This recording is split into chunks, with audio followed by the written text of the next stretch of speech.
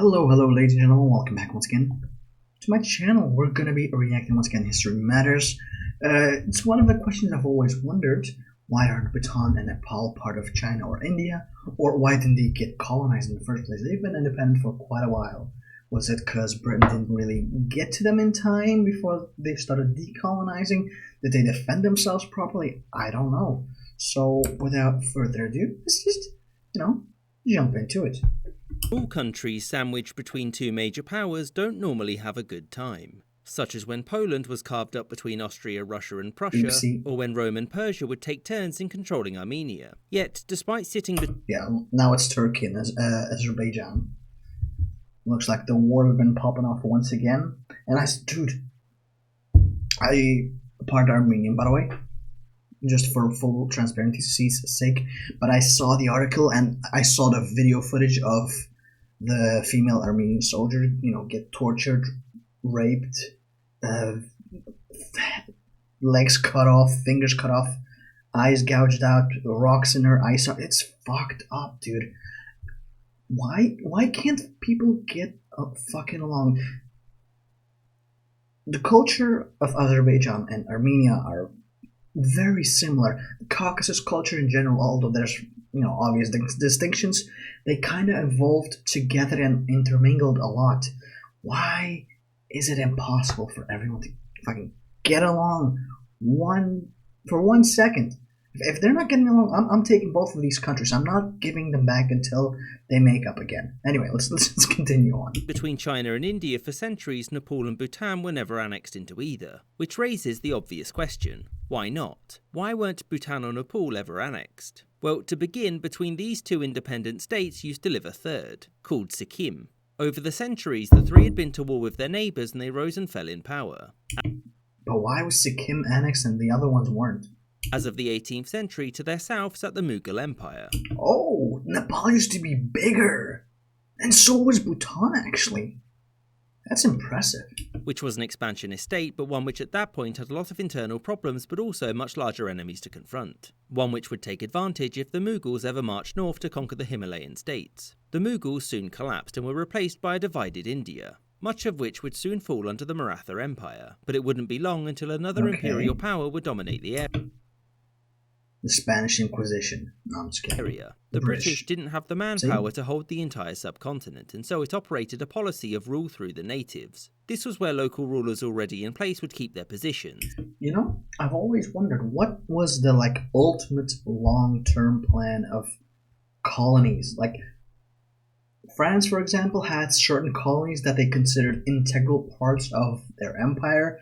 And I guess they would kind of think about integrating them into the French core land. But what about everything else?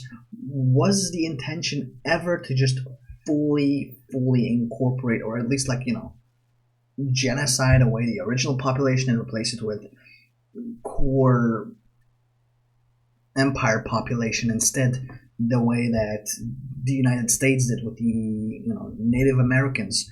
Was there ever a plan to be you know what, fuck it, Congo, all of Africa, kill people of color there, replace it all with white people? Was there ever a plan like that? It doesn't seem very feasible considering the disparity in population, especially when you go to India or China, Indonesia, all that good stuff.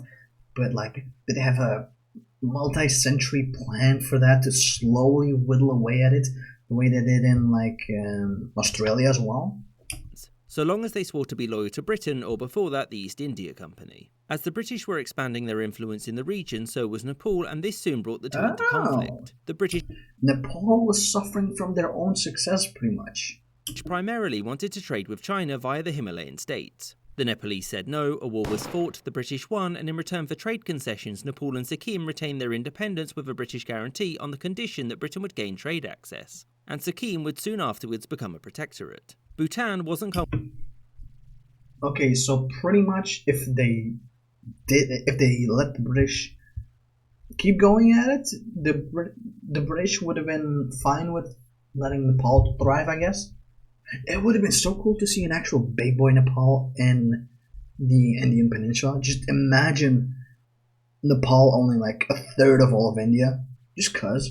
Conquered by the British either for one simple reason: mild confusion. When they first Oh? turned up, the British had no idea where China ended and whether or not They just assumed that was China, I guess? Bhutan was a part of it. They found out that it wasn't, and so invade they did. The British couldn't control the entire state, and so in the end it got the lands of Darjeeling in return for a yearly stipend. After this, though, the British were happy to have another buffer state, and after the British left the region, Nepal and Bhutan were both independent, and so neither were asked to join India or Pakistan. Whereas, since Sikkim was a British protectorate, it became an Indian one, and in the 1970s it formally joined the country. So what about China to the north? China but wouldn't they want independence as well again? Or maybe they did want independence, and just because they were so small, India was just like, no, you don't want independence.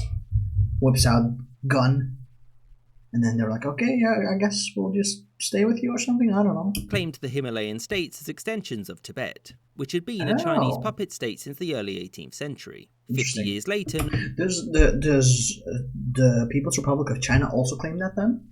Nepal invaded, won, the Qing retaliated, and when they won, Nepal was forced to pay an annual tribute. They never conquered the territory because 1. Conquering a mountain state is very difficult, and 2. It was on the other side of a very reluctant client state, which meant maintaining control there would be very difficult.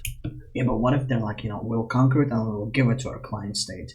Wouldn't they be more happy with that? And soon Nepal would be brought into the British sphere of influence, and thus the Qing and later the Chinese Republic saw no benefit in invading.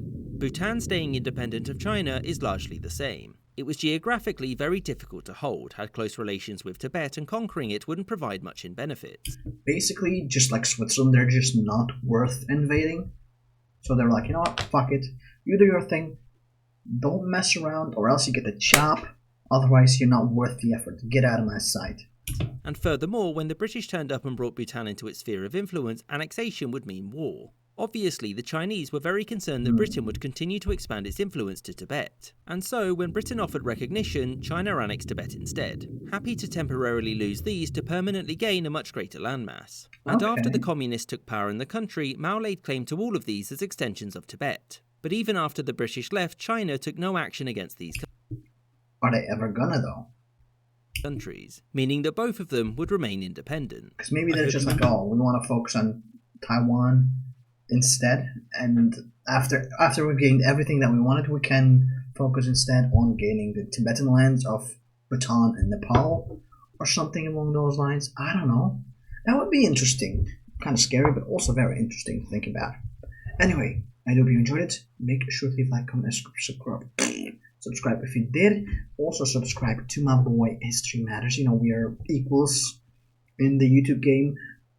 And yeah, if you want to check out the video proper, I'll leave the link as per usual. If I don't forget, if I do, tell me. I'll leave it in the description.